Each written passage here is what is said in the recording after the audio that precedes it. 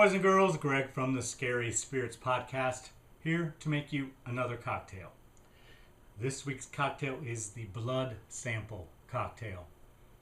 And as always, is the featured cocktail in today's episode. We're going to start with our shaker with ice. To that, we're going to add Blanco tequila. 2 ounces.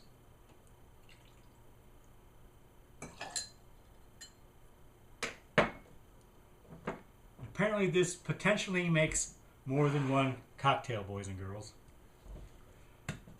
Blood orange juice, 2 ounces.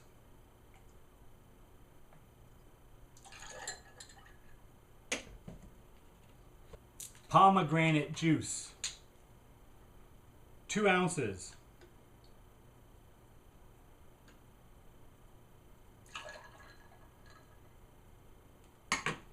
Can't be a blood cocktail without pomegranate juice, boys and girls. Then we shake for 10 seconds.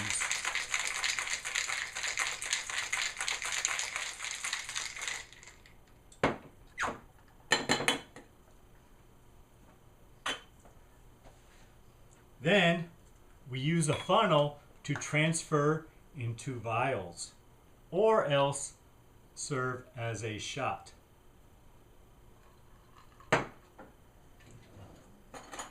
Vials. More than one vial or one shot. Let's see what we got.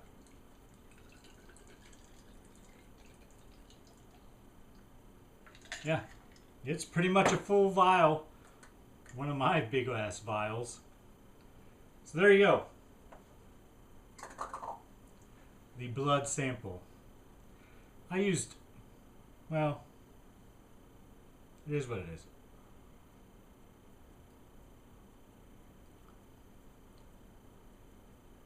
Not bad. Thanks for watching. Hope you enjoy the podcast. See ya. We all love a good vampire movie, but let's be honest. Most of them over-glamorize the vampiric lifestyle. Not so in this week's episode of the Scary Spirits podcast, Let Me In. In this film, we see the real nitty-gritty of horrific survival. Consider this. As a vampire, every 50 years or so, you're going to need to find a replacement friend to take care of you and do your dirty work. I mean, I'm a delight, but I'm not sure I'm that much of a delight. Finding someone to kill for me often seems like a big ask. And replacing them consistently? Yikes. I think I'll stick with the romantic glamorized version of vampires, just to ease my mind. Cheers! Welcome to the Scary Spirits podcast. Please be advised that the presenters may use adult language and or discuss adult situations. This podcast is not intended for younger listeners or those that may be easily offended. So, if you're ready, let's go.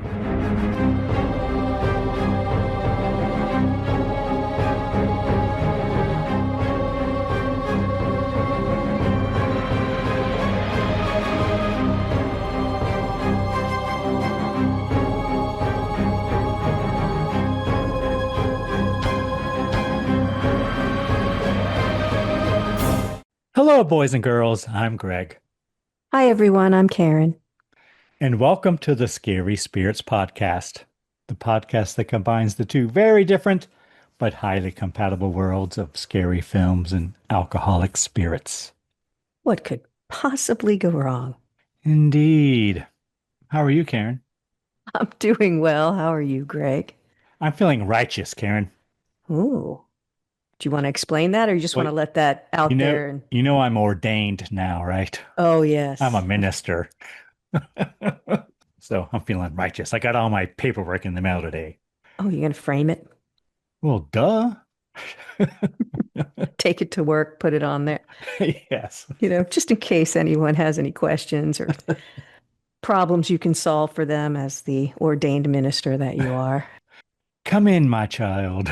Yes. Be like Lucy with the little sign. Advice, 5 cents. All right. Karen, was this film my choice? It was. The film I have chosen is a Hammer film, Karen. Yeah, I didn't know that. I don't know how I missed that. Don't you know me by now, Karen? I know. I should have known. A Hammer film from 2010. So this is pretty much, I'm going to call this the beginning film of the second coming of Hammer. Okay. This was their first film since 1976. Awesome. It's a film called Let Me In, Karen. Sounds familiar.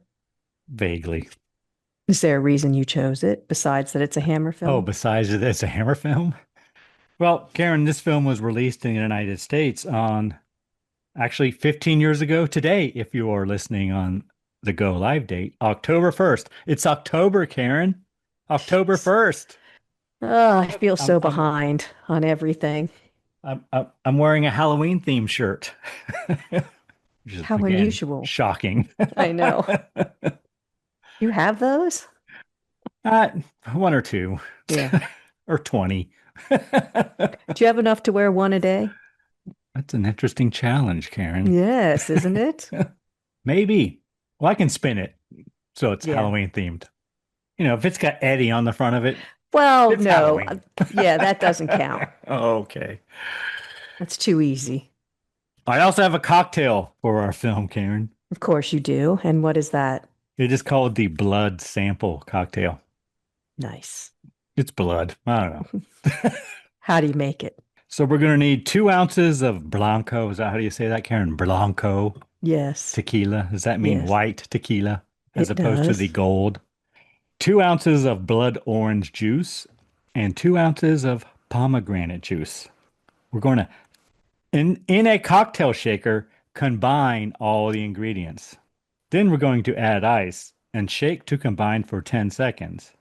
Then we're going to use a funnel to transfer into vials, plural, Karen, or else serve as a shot. Well, I mine have- has a lot of pomegranate I juice. have one vial, Karen. That's a big ass vial. Yes, isn't it though? And there you have it. Nice. Then I guess you enjoy. I don't know. It doesn't say Did you so. have blood orange juice? Because I just had to use regular.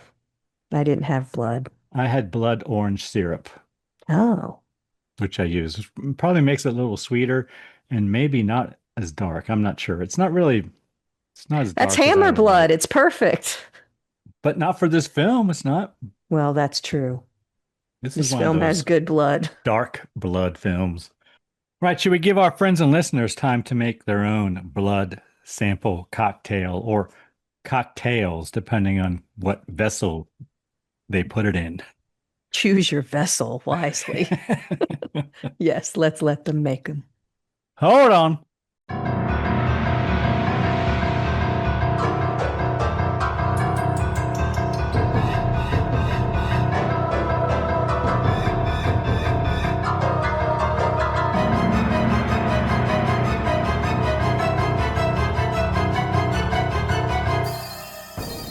And we are back.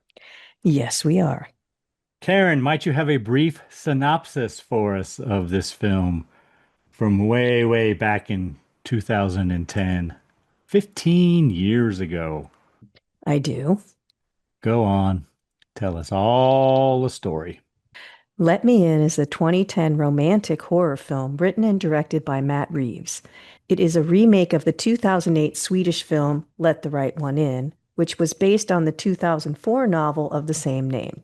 The plot follows a bullied 12-year-old boy who befriends and develops a romantic relationship with a child vampire girl in Los Alamos, New Mexico during the early 1980s. Thank you, Karen. We are not a match. What did you find? I couldn't find anything else. I don't even know where I found this, but mine says bullied at school, neglected at home, and incredibly lonely. 12-year-old Owen spends his days plotting revenge on his tormentors and spends his nights spying on other residents of the apartment complex. His sole friend is, well, as you do, his sole friend is Abby, a strange girl who comes out only at nighttime. The two form a strong bond. When Abby's caretaker disappears amid a series of gruesome murders, Owens begins to suspect that she is hiding a terrible secret. That one's probably better. I probably got it from IMDb, one of those probably just people just wrote and submitted. I don't know. All right, Ken. So we have done the film this was originally based on, Let the Right One In. We have. We watched that way, way back in June of 2024. So I'm going to compare a lot, just so you know.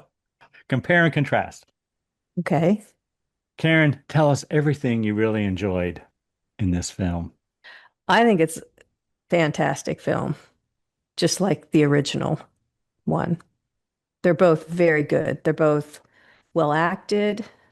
I mean, I guess you're going to compare and contrast. I'll be interested in that because maybe I don't remember a lot from June 2024, but to me, it seemed like almost Seems like forever, doesn't it? well, and this movie seems like almost a shot for shot recreation of the original or very close to it.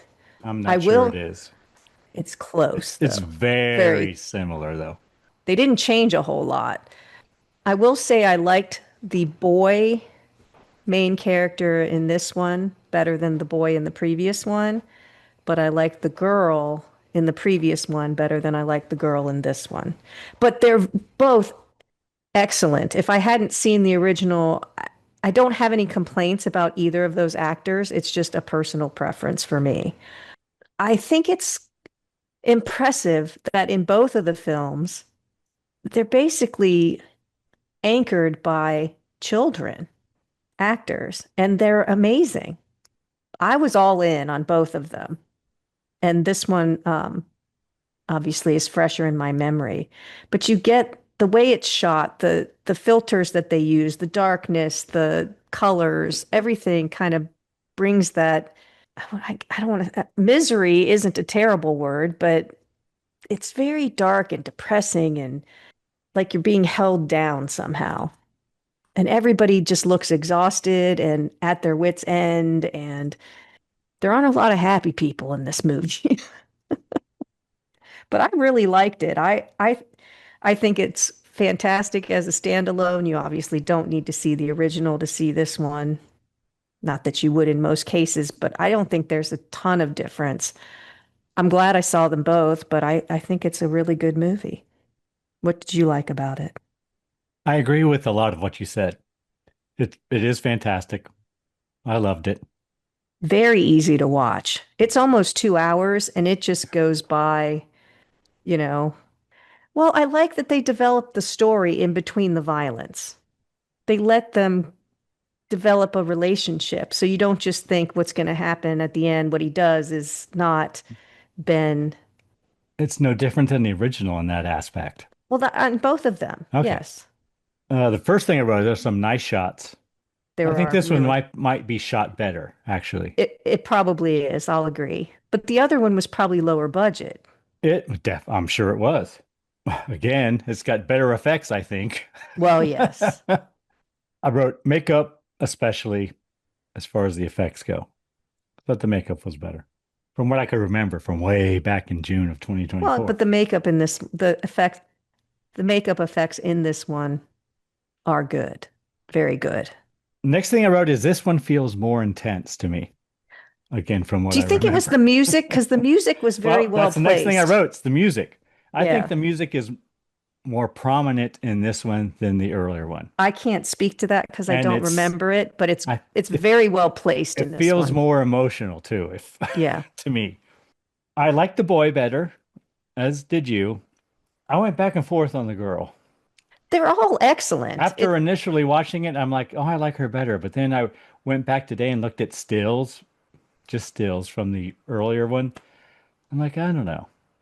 I was, but I don't know if it's because they seem more familiar because they're American and they're speaking English and all that kind of stuff. I don't know. And yeah, the actors, I think all the acting is terrific. I think they're all good. You do, especially pay attention to the kids, all the kids, even the I bully agree. kids. The bully they kids were good excellent too. But I think they were in the last one also. They were, but in You this one, definitely don't like them. in this one, everyone, the cast all around, for the most part. Again, I looked at stills today from the last one. They all look a little older in this one, but it didn't bother me as I was watching it. I wouldn't even noticed until I went back. I'm like, oh, damn, that bully looks like he's 2 years younger than this one. So, here's what it is. There can be a very big difference between someone who's 14 playing 12 and someone who's 12 playing 12. That's Yes. a interesting age where there can be a lot of different Yeah, or variety. 18 playing Yeah, 12. true. Whatever. But I'm just saying kids can change a lot in those couple of years. And I'm not sure these kids were that age. They were probably older than 12 at the time. I mean, I could 14 look or it up, 15. but yeah. And that's all I wrote. It was written by Matt and directed by Matt Reeves, who is now in charge of like the Batman reboot. And I haven't seen it yet. So I bought it. I still haven't watched it on Blu-ray or whatever. And he's doing the second one now. So did you watch Felicity when you were when it was on TV? Oh, I know my gift of a wife did. And he was also really involved in that. So I remember it was very popular and she had curly hair, and that is the yes. extent of my, but it was very popular. And one other thing I wrote, I just made a note, photo booth picture.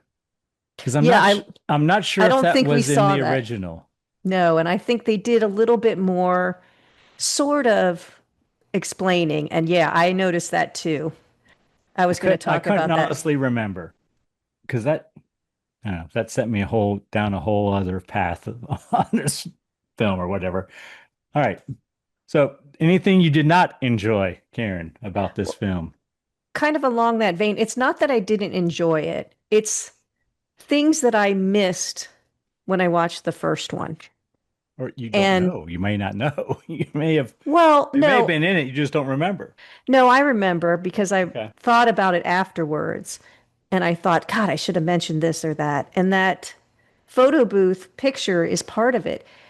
When you get towards the end and you see it, you start to realize that there's grooming going on. Yes.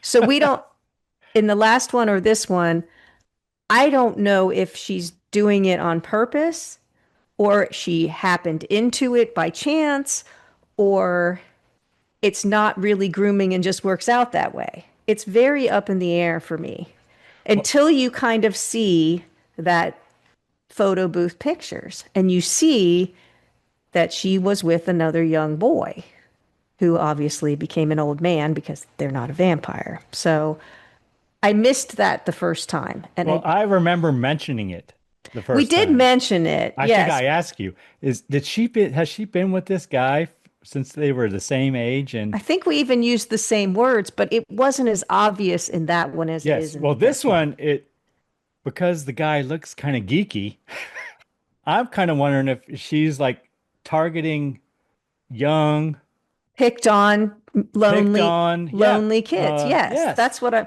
it's a little more that she can obvious in this one. protect and She has a purpose, they have a also purpose. make stronger, like build them up. And Yes. Again, it's not a criticism of the movie, it's just something I missed the first time. Also in this one and in the same in the first one that we watched, she keeps saying she's not a girl, but they hmm, don't really tell you what that means. mhm. And I think In the there's first one, they kind of made her androgynous, right? well, I think the girl in the first one is more androgynous than the girl in this one. I think the girl in this one looks more like a girl. We never see anything in this one, not No, like we did in the first one. right. And they implied, and there is church music when she says it. I don't know if you noticed it, choir boys singing, which in the first one, they kind of made it seem like what were they, castrados, the Mm. young Italian boys that they used to castrate so they would have their beautiful singing voice forever, which it sort of implies that that's what happened. Or Was that the church that did that, Karen? I don't know a lot about it, so I can't speak to it. But they implied it, And there was a moment where he watches her dress in this one, but we don't see anything, and he doesn't have much of a reaction. So I wish they would have explained that a little more because they do hint at it, and I would just like to know what the deal is there. It doesn't seem to make a difference to the young boy, but he is only 12. So I can't tell if there's some sort of homosexual kind of attraction or I don't know. It just kind of leaves it a little blank. But again, you think about it afterwards, so it is thought-provoking. But I don't really have anything I didn't like about it, except grooming's not good. I mean, it's not a good thing. But I completely, well, it didn't completely, but we didn't really discuss it. But in this one, it seems a little more forward.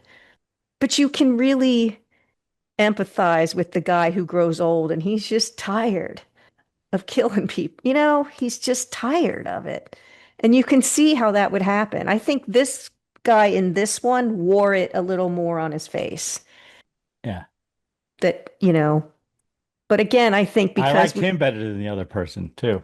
I think it was the picture because we saw that he started when he was as old as she was and he's tired. Do you have anything you didn't like? First thing I wrote, it's a little long, I think. You almost didn't need the pool finale in it. I mean, I get it. No, I think you do need that part. I don't think so. So one of the things that's different between the two is the beginning. In the beginning of this one, we see stuff happens and then it says 2 weeks earlier, and we go back in time 2 weeks. And I don't know if that's an American Hollywood thing that they tried to, how can we make it different? Oh, let's do this, I don't know. Because if you hadn't seen the original and you went into this one, seeing that, you wouldn't know exactly what was going on. True. We did have prior information. So I don't know. I don't know if that's, I don't know. It's just something is different that it is what it is. I guess I can see why they did it. This is darker than the original. And all the scenes are dark. They're darker. In feeling and in lighting. So they aren't using the same filter.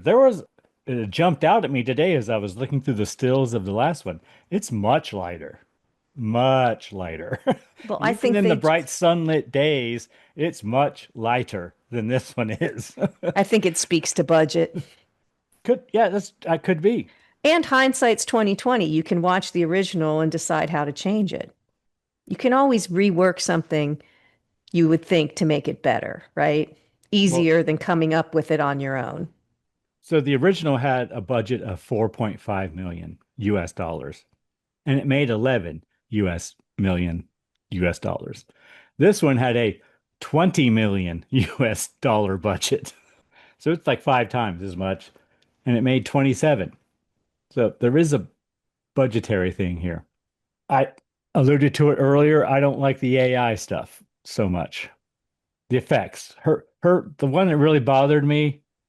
In the tunnel? No, not that one so much.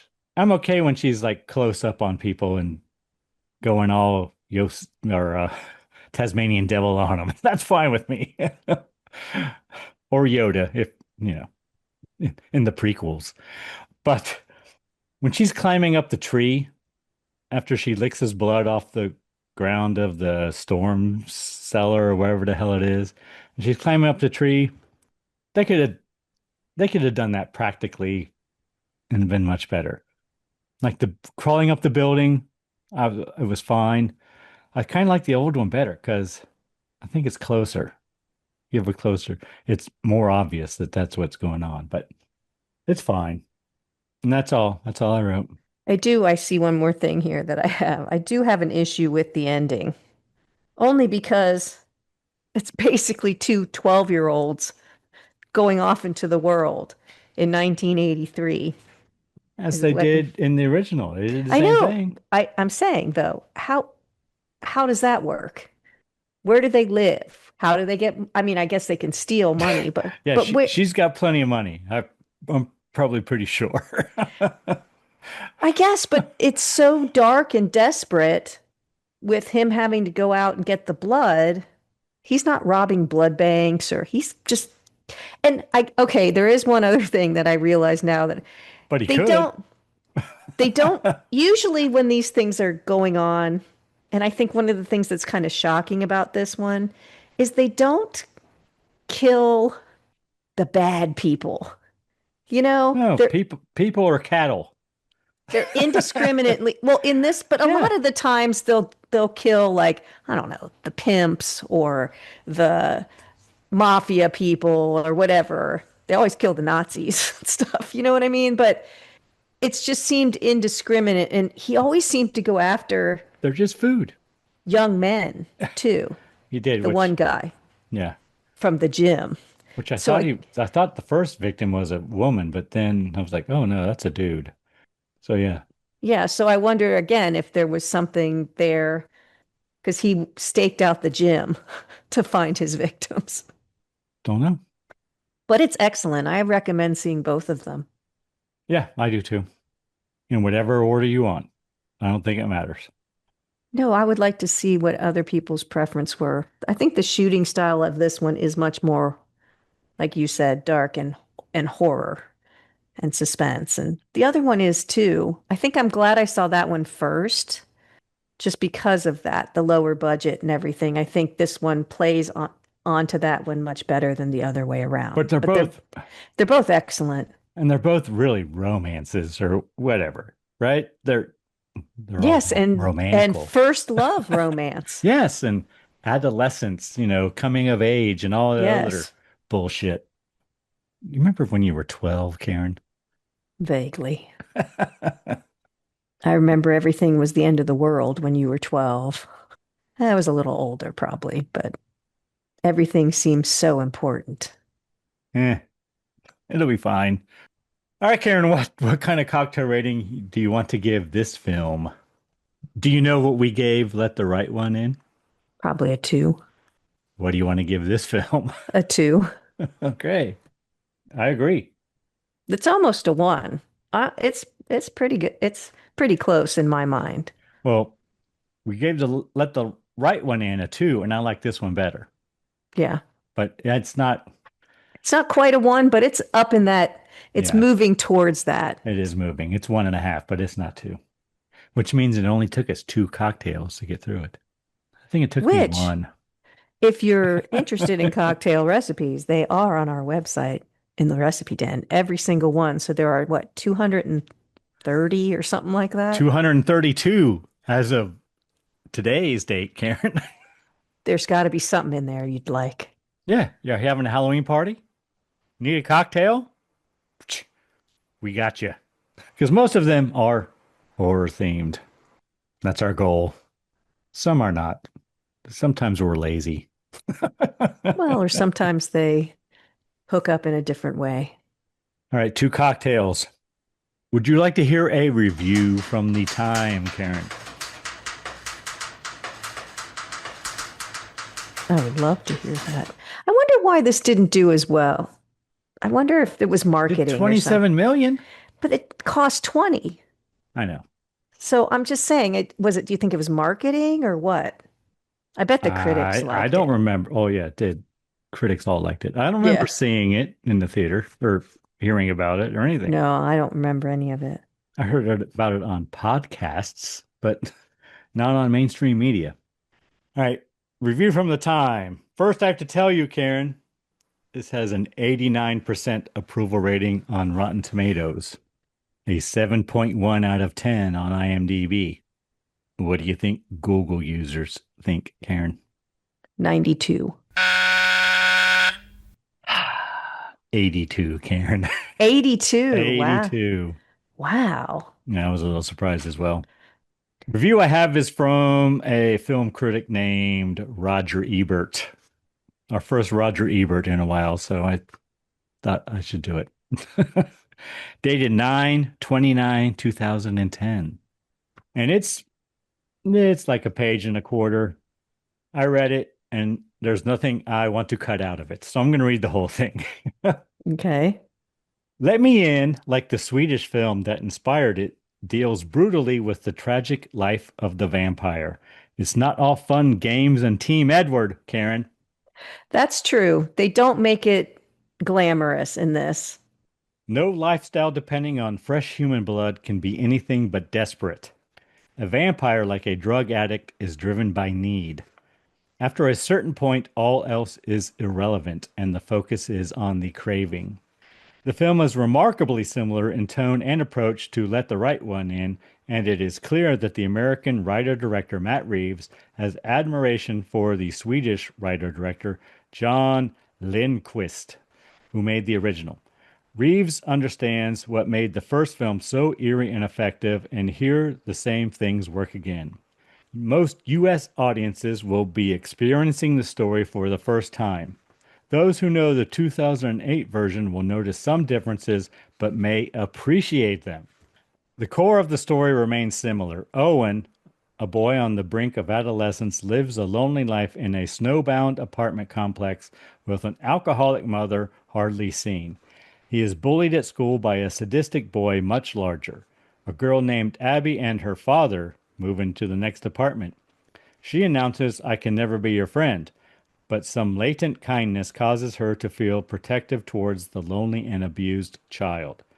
Abby is a vampire, but vampires have their reality forced upon them, and having lived for a long time, they may have much to make them pity the living.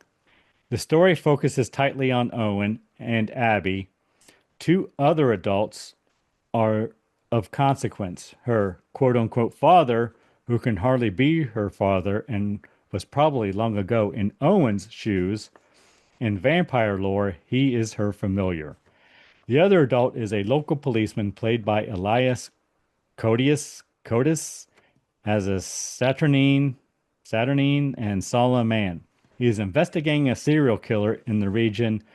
Where there are vampires, there must always be serial killers. The night and the cold are also characters. The film is shot in chill tones of blue and gray. Owen and Abby have uncanny pale skin. There is frost on his breath, but not on hers. Shit, I didn't even notice that. She doesn't feel the cold, we gather, or the warmth. Many of the events are the same in both films, although the US version adds one surprise that comes at a useful time in introducing frightening possibilities. This is not a safe world, and bad things can happen. Both films end with scenes set in a swimming pool at night. The windows high up under the ceiling to admit sunlight are dark and cold. We can imagine the clammy tiles, the chill in the locker room where Owen is so often picked on. The bullies call him a quote-unquote girl and seem obsessed with seeing his genitals. Homophobic cruelty that cast a sad light on the first film's revelation about Abby's body. Both these characters feel sexually threatened or inadequate. It may only be me, but as I recall indoor swimming pools at night in winter at high school or the YMCA, they always had a whiff of mournful dread. In the Twilight films, sexuality is treated as a tease. The handsome Edward is cast as a sexy but dangerous threat who manfully holds back from sex with Bella Swan. She's tempted, but the films are cautionary fables about the danger of teenage sex.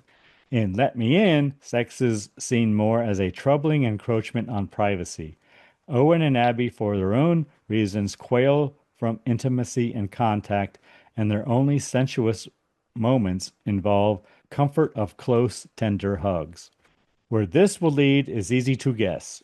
Owen will move into Abby's life as her next familiar. She will protect him. Among the things she will save him from is the necessity of growing up and functioning as a normal male. She will control everything. Thus, Bella's sweet masochism will become Owen's hunger to give over control. To be a servant is the price for not being a victim. Those hoping to see a quote-unquote vampire movie will be surprised by a good film. There you go. All right, Karen, before we get into this film scene by scene, I believe next week is your choice, is it not? It is. And what film have you chosen for us next? I'm sure it's spectacular. You're going to love it. Go on. The film I've chosen is The Bride of the Monster from 1955. Any reason you chose that film, Karen? That, dear Greg, is an Ed Wood film, which I know you're going to just love it. But Ed Wood's birthday is October 10th. He was born in 1924. And this podcast, if you're listening in order, the one Bride of the Monster, will come out on October 8th. Do we have a cocktail to enjoy or to numb our brain as we watch The Bride of the Monster? Or two. Can we make two or three of them? You might need five. We're going to have the gimlet. Oh. Which apparently was Ed Wood's favorite cocktail. It is my wife's as well. One of them. How would we make the gimlet? There are many recipes out there. This is the one I chose from Love and Lemons. 2.5 ounces of gin, 1/2 ounce of fresh lime juice, 1/2 ounce of simple syrup, ice, and a lime wheel for garnish.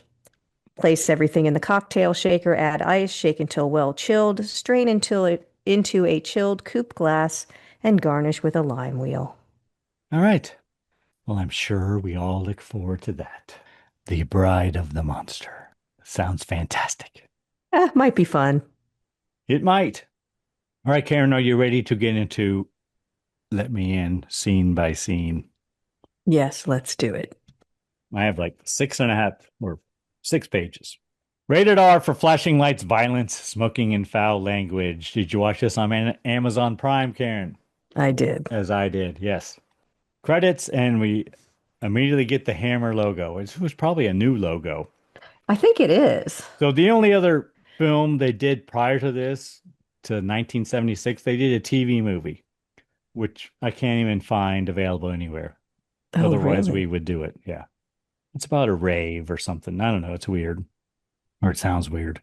We learned we're in Los Alamos, New Mexico, March 1983. Words to read, Karen. Yeah, so here's how ridiculously stupid I am about geography. Well, like, wait. Go on. I'm like, does it snow in New Mexico? That's the first thing I wrote. Is it snowing? Okay, so on average, Los Alamos, New Mexico receives 54 inches of snow every year.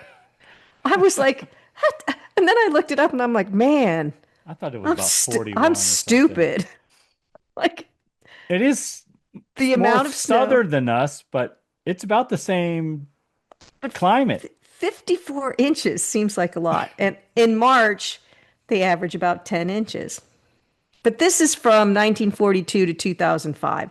So since then, there have been changes. Let's just say that. So it's probably less. I'm sure it averages out. Seeing ambulance and police cars, a man in an ambulance. We learned from the guy talking on the radio that it's a male with burns over most of his body. He apparently doused himself with acid. Cut to a hospital. I have a view of the man going in and out of focus, which is interesting. Cop asking him questions, question mark.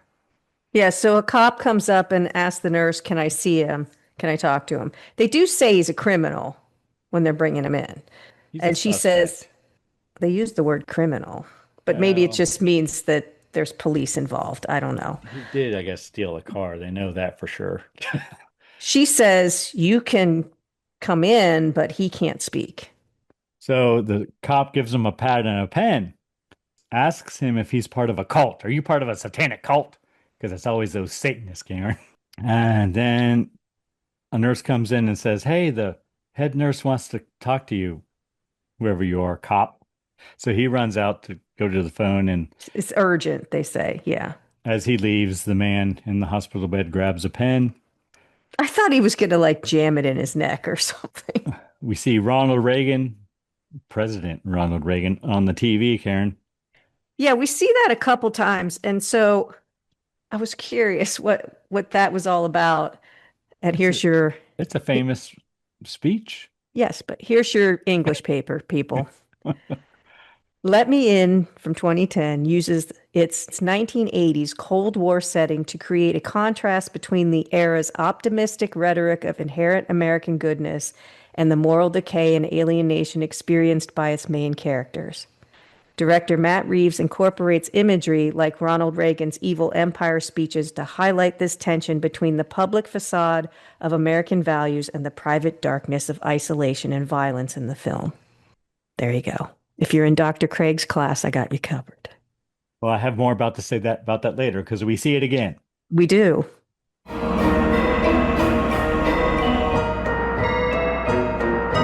You've just listened to half of this week's episode. Are you loving it? If so, can you do us a big favor and leave a review wherever you listen? Reviews help us grow the podcast. We just want to say thanks so much for your support. Now let's get back to the good stuff.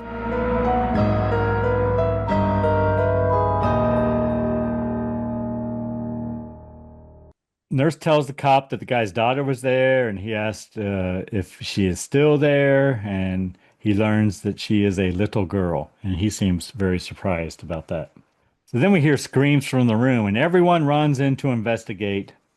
Cop runs in, and we see that I wrote the man appears to have jumped out the window. Yes. And on the pad of paper, it says, "I'm sorry, Abby."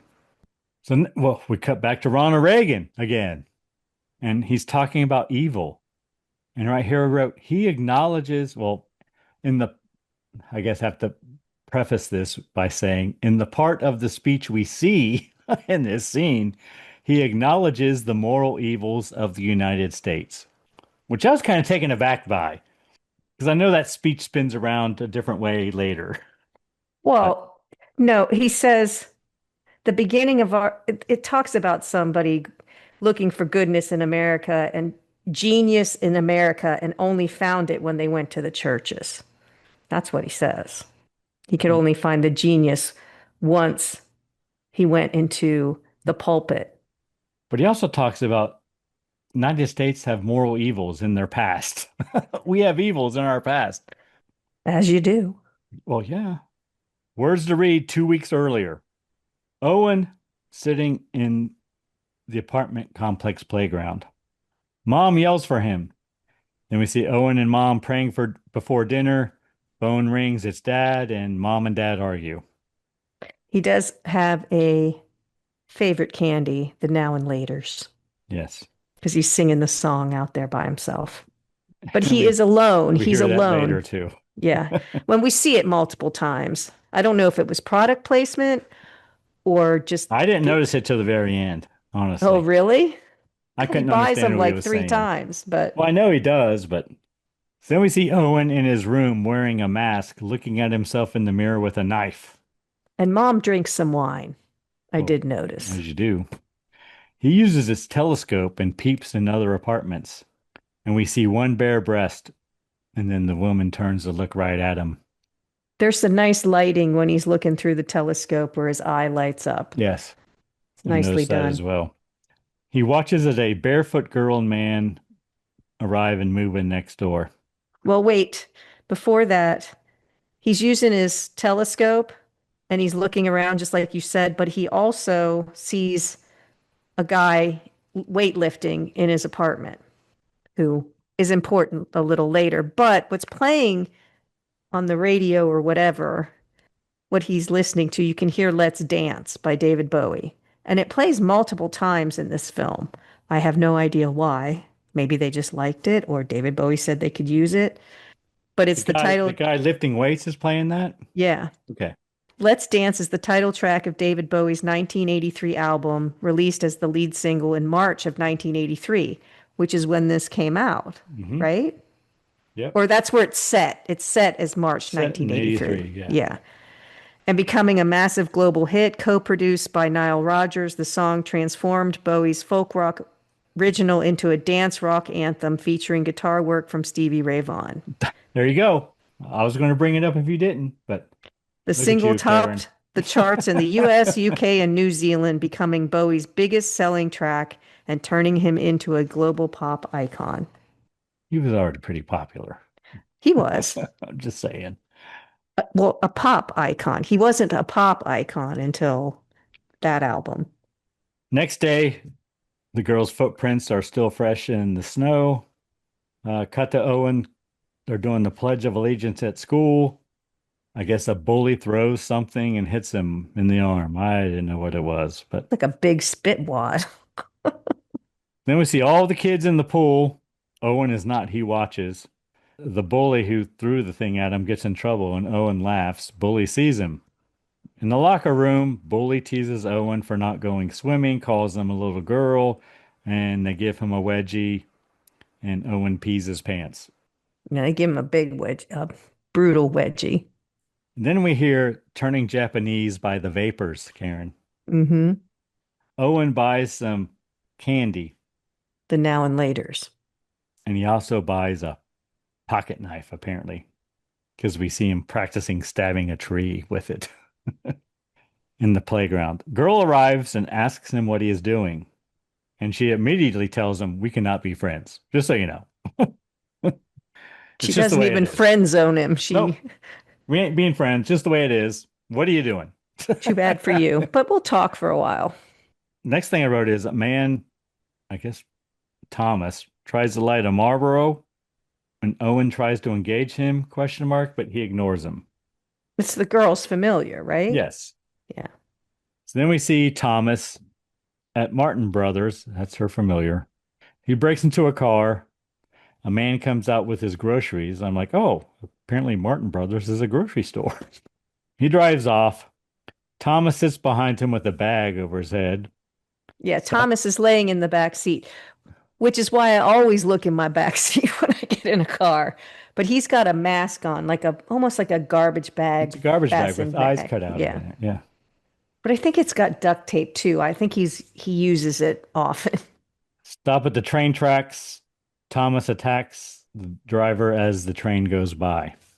Cut to Thomas hoisting the body of the man into a tree, takes a knife and slits his neck. And And collects it with this is the one of the funnel. pictures of the original I saw, and I'm like, oh my God, that is so much brighter because there were like street lights every fucking where. And I remember us talking about it. Like, how did no one see him? He's in the middle of a park and whatnot, right? But takes a knife, slits his neck, collects the blood in gallon jugs. Well, yeah. So we've talked about this before, but since he was using a gallon jug, you may or may not recall that an adult human body contains approximately 1.2 to 1.5 gallons of blood. Shit, I was thinking 4.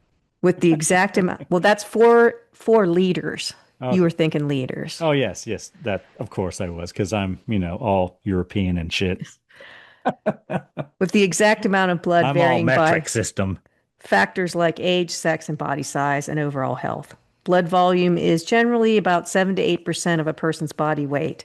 Larger individuals typically have more blood, and men usually have slightly higher blood volume than women, which might be why he's killing men.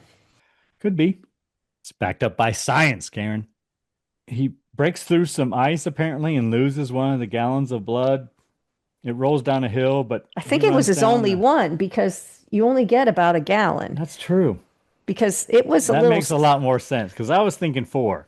I was thinking He we was skipped. slipping, and like when he was collecting it, I'm like, he's losing a lot of it because the body's kind of swinging over the funnel. He needed a bigger funnel, but I would say that was his only one. So he picks it up, but it's spilled all over, and there's a car coming. He grabs it and runs away.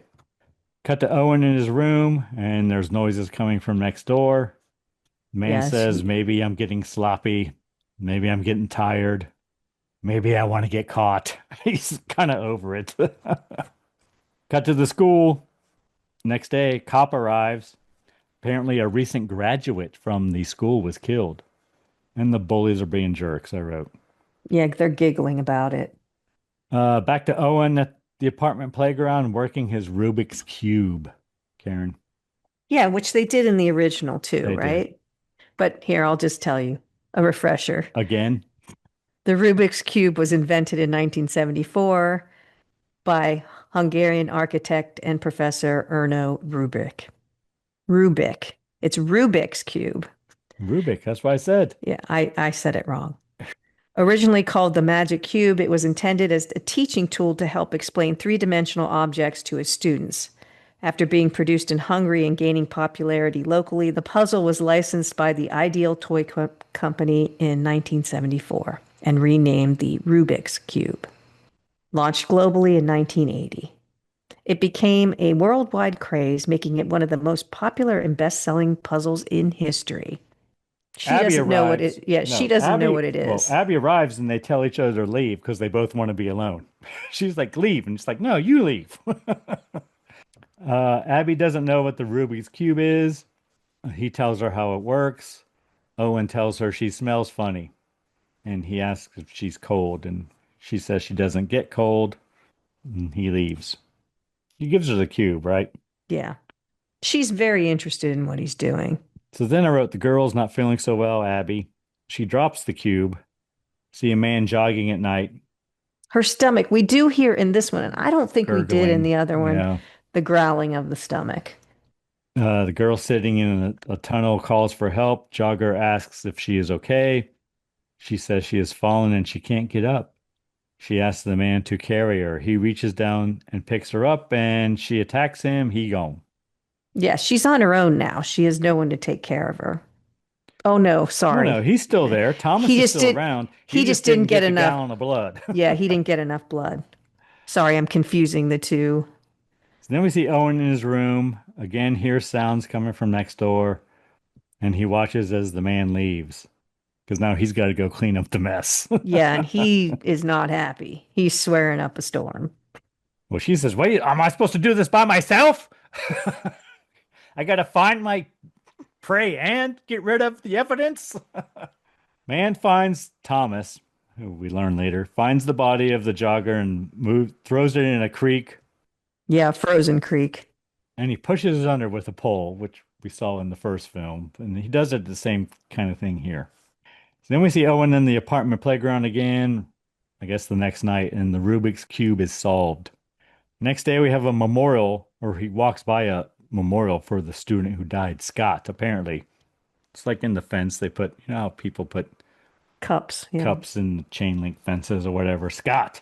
Again, that night at the apartment playground, Owen and Abby meet again. Abby wants to know if she smells better. She looks better. Looks like She's wearing showered. shoes. Yeah. She says she is 12, but she does not know her birthday. And she shows him how she worked the puzzle because he wants to know. Next day in school, Owen and his classmates watching a movie. Bully once again being a jerk. It's Romeo and Juliet they're watching because they're reading that in class. Yes, and it's the one with young actors, which a thing. Owen learning Morse code as they're supposed to be watching the movie. See Owen in the bathroom. Bullies want to know what he was writing in class when he was supposed to be watching the naked girl on the movie. And the bully, I wrote, smacks him with an antenna. That's all I can call it. It's like a telescoping, like antenna kind It's of a pointer. thing. And pointer, yeah. You use it in lectures. Yes. I didn't do lectures. I lifted antennas on radios. I don't know why he has it, but he does. Cut to Owen in his house telling his mother he fell on the playground when she asked about his cut. Which is what they told him he Which is- would had yeah. to say. She prays again. Owen meets Abby at the playground. Owen shows her Morse code, tells her they can talk to each other through the wall. Abby asks if he can hear her through the wall, and he says he can. And she's like, oh. Sometimes only. Then Owen asks about her parents, and she asks about the cut on his cheek. Yeah. And she tells him he must hit back and hit back hard. She tells him that if worst comes to worst, she will help him. And he says, well, you're just a girl. And she says, well, I'm a lot stronger than you think I am. Cut to Abby back in her apartment. She tells Thomas to move from the room where he's sitting or laying. And he's listening to Let's Dance by He's David listening Bowie. to David Bowie. That's what I wrote Yeah. on his Walkman. And then Abby begins knocking on the wall. We don't get a lot of the Norse code shit in this one. No. We see them starting to do it, and that's all we get. Next day, I guess Owen goes to see his gym teacher about training. I wrote strength, but I think it's swimming he's wanting to do. No, it's both. He's It's going to both, learn to swim, but he probably. wants to get stronger. So then back to the apartment, Owen steals $20 from his mother's wallet while she's in the shower, and a picture of Jesus is watching him. Yeah. It was pretty funny. Cut to Owen and Abby at the arcade, and they play Miss Pac-Man. He buys some now and laters. He offers to buy Abby something, but she does not want anything. But she does agree to try an hour later, and she puts it in her mouth and says she likes it, but it's obvious she doesn't. Cut to Abby outside getting sick. Still snowing, I wrote. There was a good 80s guy behind the counter that took his money too, but it was very brief. Owen hugs her, and that's the girl who plays Abby's older brother. What? The girl who plays Abby, her older brother played the clerk. Oh, really? Yeah. Well, he had a good costume. Yeah. Owen hugs her. Abby asks if he likes her, and she asks if he would still like her if she wasn't a girl. They walk back to the apartment building. Owen asks He was her, like, he just goes, I guess so. yeah. Owen asks her why they moved there. No one moves there, he says. Yeah, everybody wants He to wants to leave. leave and never come back, which I thought was an important sentence. And Owen's mom calls for him. Abby goes into her apartment and asks Thomas if he is going out. He asks if there is a choice. Abby touches his arm and then holds his face. They have a little connection here. Thomas asks her not to see Owen again. Well, he says the boy. And then she just pulls her hand away, like, nope. You're not the boss of me. That's right. See Thomas at a gym. He hides in the back of a car again. Guy gets in, but then he drives off and picks up one of his friends, I guess, in the parking lot, I think. Yeah. Damn the luck. Yeah, Thomas is still hiding in the back. Boys stop at a gas station. One of the boys stays in the car, and he turns on the radio and plays Burning for You by Blue Oyster Cult, Karen. Then he goes to light a Marlboro, and he sees Thomas in the back seat. Thomas grabs him. Thomas doesn't have much of a choice at this point. Nope. Thomas suffocates him, and he jumps up, I guess, in the front seat and drives away. And he's chased by other boys and then he's driving away in reverse. And this is a nice scene too, because he's crashing and wrecking the car, and we have the camera is mounted on the back of the back seat, right? So we see it flipping over several times and all this. It's a nice shot. Headlights in the windshield coming towards us as we're driving in reverse. And so then the boys come running to the car. Thomas grabs the bottle of acid that he was going to use, I guess, on the victim. He was going to get that night, and pours it on his face. Cut to Abby and Owen in their rooms. Abby hears on the radio about a man being questioned for murders who was severely burned. Abby goes to the hospital. She says she is looking for her father. She tells the nurse the police brought him in. Nurse tells her that he is on the 10th floor, but it's restricted. She's barefoot again. Yeah, Abby's still not wearing shoes, I wrote. Nurse runs out to look for her after she notices as she walks out that she's not wearing shoes, and she feels really bad for her, like poor girl. But we see her climbing up the side of the hospital. It's a pretty good scene. See Abby outside the window of Thomas's room. She knocks on the glass. Thomas opens the window. His face is badly burned.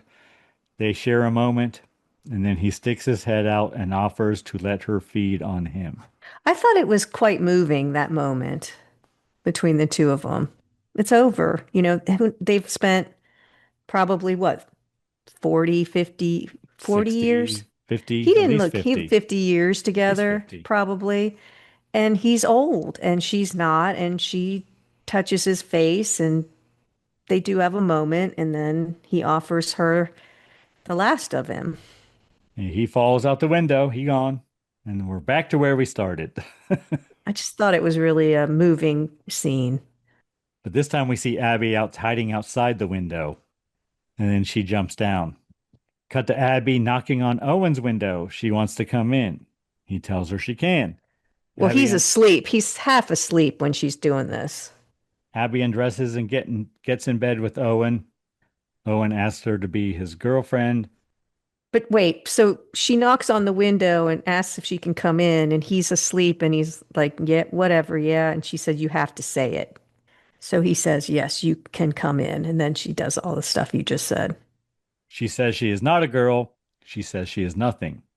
And she says she wants to keep things the way they are. And Owen says, well, being my girlfriend is not any different than the way things are, really. Nothing changes, so Abby agrees to be his girlfriend since nothing changes. He did ask her how she got up there because he's on like the second floor. And Yeah. she tells him, I flew. And he just kind of laughs because, Next morning, Owen wakes up and there's a note. I must be gone and live or stay and die. which is a quote from Romeo and Juliet. That's what they said on the movie when we were in the classroom. Hmm. So she leaves that quote for him.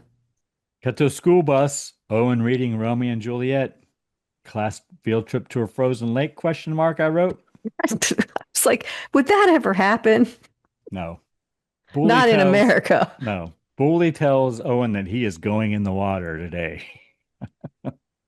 Owen finds the pole that Thomas used earlier to push the body underwater. See the boys playing hockey. The bully confronts Owen. Owen tells him, well, they ask him, what are you going to do with that stick? And he says, I'm going to hit you with it if you try to do anything. And bully calls him out and says, oh, yeah. So the bully comes at Owen and Owen whacks him upside the head. Bully yells, his ear is bleeding. But then we hear screams from across the lake, Karen. Apparently, they found the body of the other boy, and they're cutting the kid out of the ice with a chainsaw, is what we see next. See Owen in the principal's office. You know, he's a good boy, blah, blah, blah. He's in trouble because he smacked the bully and cut his ear pretty good. His mom is there. But he didn't have a burst eardrum like in the first film, what they made a big deal of, I felt like. Police officer comes to see Owen's mom. There was an incident with one of their neighbors. Mom sends Owen to his room. Owen watches police investigate an apartment, and the girl who saw him earlier, the one breast girl, sees him again. Yeah, I think this is the kid that was lifting weights. I Is the think so. incident in the apartment building. Yeah, I think he's the jogger. Oh, okay. I I didn't think. put that together. Yeah. All right. I thought she just killed him because he was convenient, but gotcha. So then we see someone knocking and buzzing at Abby's door. It's the police officer. She doesn't answer. But we do hear a small creak as she's standing at the door right here. And I thought, ooh, That's important. oh, he didn't hear it. It's fine. Right? So then we see Owen pumping iron. And we see the bully's older brother, I think his name is Jim, I don't know, comes in and bullies his younger brother just like the bully does to Owen. Yeah. So the bully's older brother is using the same words that the Yes. bully says to Owen. Yes. And Owen enjoys it. Cut to Owen telling Abby what he did to the bully. I guess they're in the playground again. And Abby kisses him. Owen takes her to a storm shelter, question mark. I still don't know what this place is. No, but he says, do you want to go somewhere? And they do. They go to like a storm shelter or something. And he tells her he used to hang out there with one of the older boys who used to live in the apartment complex but moved away. They play a cassette tape. I didn't write what the song was. Oh, well. Oh, yeah. Well, I don't know. We'll see. Owen then cuts his finger with a knife. He asks her to make a pact. She sees the blood and starts freaking out. She drops to the ground and begins licking the blood on the ground. She turns.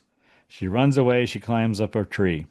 Yeah, so in this one, she definitely turns. Did she turn in the last one? I don't remember her changing that much. Well, Her- I noticed in the stills I looked at today that her eyes kind of went cat-like, that her Okay, pupils, yes. But they didn't changed. turn like this was a bigger transformation. no, her pupils were like white. She went like Yeah. all like zombie-eyed or whatever. So then we see Virginia, who I guess is the girl, the one breast girl, walking her dog. Abby drops on her and attacks her. Her Because she's boyfriend, already all pumped up from that Yeah. tiny little bit of blood. yeah, boyfriend chases after her, and I wrote, Virginia don't look so good. But she's alive and in the hospital. Owen watches from his window.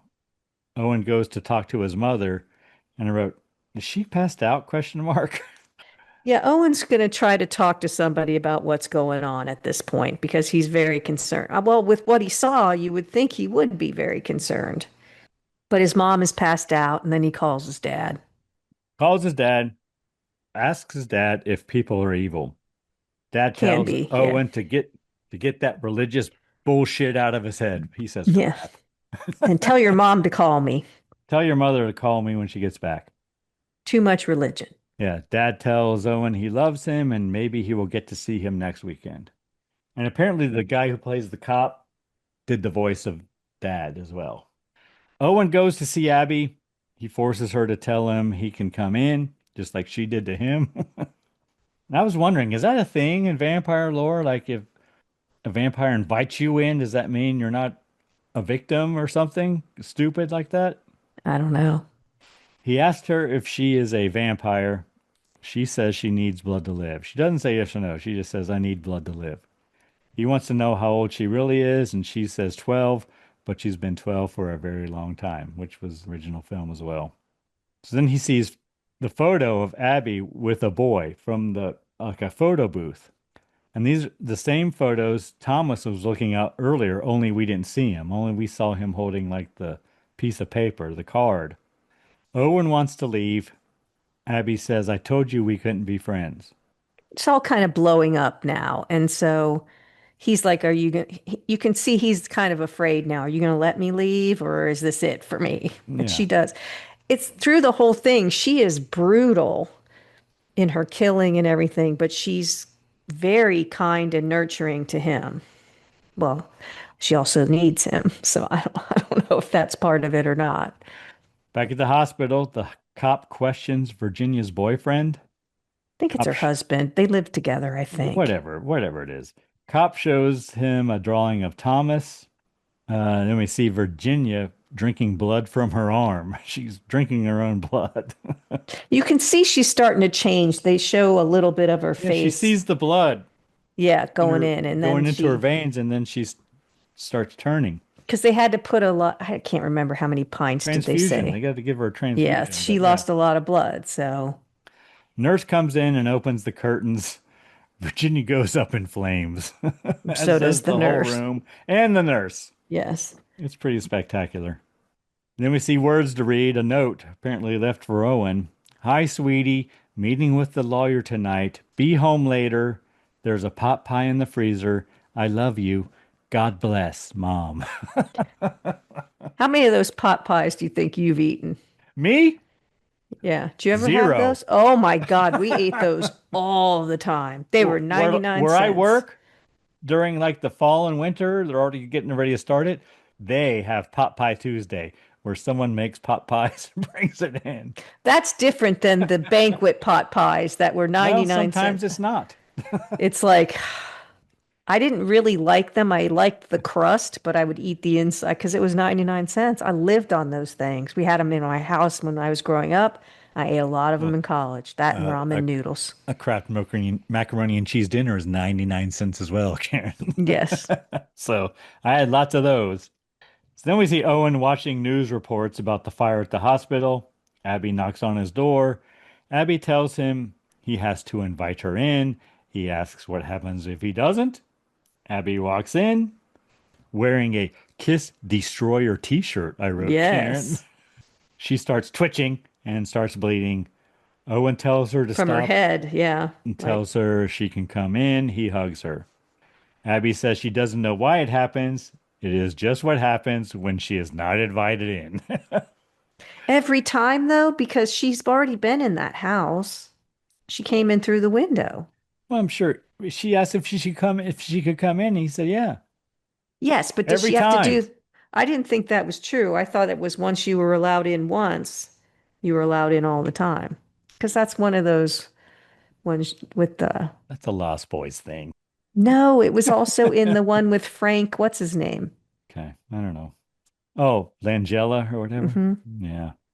So then we see Abby taking a shower. Owen plays the Greg Kinn Band, the breakup song. Owen tells Abby she can wear one of his mom's dresses. Mom comes home. Owen runs Abby into his bedroom and she goes to her apartment through the window as Owen's talking to his mom, I guess. And then later, Owen goes to her apartment and mom is passed out on the couch and the TV says, 10 p.m. Do you know where your children are? Yes, the classic. See the cop of the apartment building. He finds Abby's mailbox. He looks up at her window, or I assume it's Abby's mailbox. Owen wakes up. He has another note. Hi, Owen. Good morning. I am in the bathroom. Please do not come in. Want to hang out with me again tonight? I really like you. Love, Abby. Door buzzer rings, and there's knocking at the door. It's the cop. I guess Owen spent the night at Abby's that Yes. time. Yeah. Owen goes to look, and his creak is a little louder than Abby's apparently because the cop kicks down the door. Owen hides. Cop finds IDs and jewelry and the note to Owen. Yeah, but he doesn't really case the place because Owen's just kind of He's just sitting under a hiding. table. Yeah. Well, he once he reads that I'm in the bathroom, he heads towards the bathroom. True. He opens the bathroom door. He uncovers Abby in the bathtub and begins pulling the tape from the windows. So he can see her. Yes, she begins to burn. Owen yells for him to stop. Abby jumps the cop and kills him. It's pretty graphic. Yep. The cop reaches up for Owen, pleading pretty much for help, and Owen just pulls the door closed. Yeah. He acts like he's reaching out to him and closes the door. Abby comes out and hugs Owen, covered in blood. She tells him she has to go away, and she gives him a bloody kiss.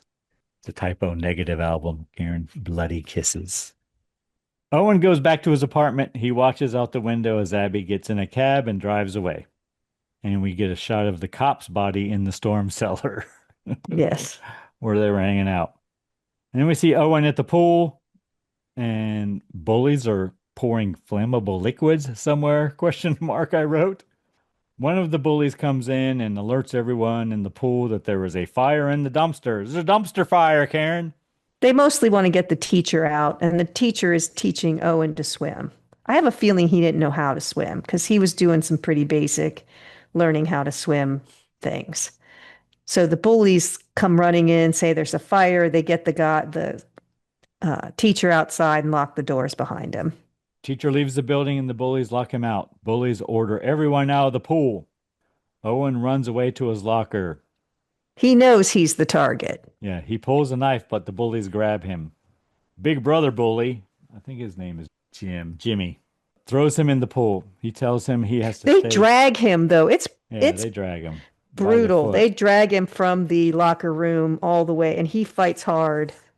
It's Tell him again he a has to moving stay scene. Yeah, underwater for 3 minutes or he is going to take his eye, just like an eye for an ear. in the eye Yeah. for an ear. And then he holds him underwater. After about a minute, his brother Kenny, younger brother Kenny, the guy with the ear injury, is like saying, "All right, man, that's enough. Come on, dude." But Jimmy, Even the other kids are. Jimmy's not no, giving in. he ain't giving in. Then underwater, we have shots of the boys go screaming past Owen in the pool. Heads and body parts sink. Owen gets out of the pool. All is quiet. There's lots of screaming and whatever. Above him. Yes. But you see him It's a panicking. nice shot. I mean, yeah. He's panicking there's underwater. stuff going on above water. Like, Yeah. And then a head slowly floats down and another kid's like being dragged through the water, like you said. It's chaotic. all is quiet and Abby is there. Well, he's coughing because so Owen pulls himself out and he's coughing because he's inhaled a lot of water. But Abby's there. He sees her bare feet come into view first. Cover of blood. Yeah. Yes. Then we have a nice shot of blood-soaked pool in the dark.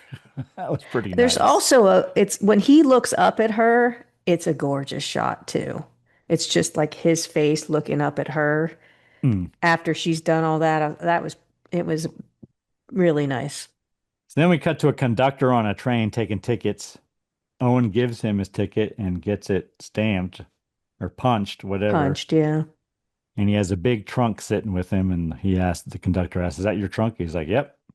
And there's knocking on the trunk in Morse code, I assume. And Owen begins singing the Save and Later song. Eat some He now, responds. So there's knocking save some for from later. there's knocking from within the trunk and he answers it and then sings his Now or Later song. Credits, the end. All right, Karen, what did you think of the blood sample? I bet it would be better with blood orange, but it's good. It is good. It's very tequila forward, Well, Still. that's not a bad thing. but mine is evaporated.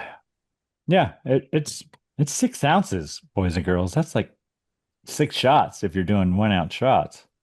I had one big vial. All right. Anything we learned today, Karen? What did we learn? We learned that it snows in New Mexico, which I'm so stupid I didn't know. We reviewed the Rubik's Cube and how many gallons of blood are in a human body. A little bit about Let's Dance from David Bowie And Stevie Ray Vaughan. and Stevie Ray Vaughan. 10 inches in March, usually of snow in Los Alamos. And a little bit about the Evil Empire speech and how to write your English paper on this amazing film. I got a few more musical references in there. You did. They Greg definitely Kihn and used. It's interesting that Blue they Oyster used, well, maybe they're only classics to me, but they used modern, very timely music, but everyone still knows those songs now. Most of what they picked. Maybe not Greg Kihn, but maybe. Well, this came out in 2010. So Oh, that's in 2010, people definitely would have been familiar with it, I think. Still 15 years ago. I think Greg Kihn's from Cleveland. Could be wrong. All right. Anyone you need to thank this week, Karen? I have to thank our listener. There's a lot of podcasts out there. Thanks for hanging out with us. Who do you need to thank, Greg? Karen, I'm going to thank our friends and listeners in the Lone Star State. Once again, I think I've thanked them before. Texas stepping up. And of course, the band Verse 13 for providing all the music in the Scary Spirits podcast. Music definitely makes the podcast better. Anything else, Karen? Please drink responsibly. Yes. Hey, it's Karen, and I'm here to talk to you about getting social with us. Did you know you can follow us on Facebook, Instagram, and YouTube at Scary Spirits Podcast? Or check out our website, scaryspirits.com. If you have something to say, email us at info@scaryspirits.com. And as always, thanks so much for listening. Please drink responsibly.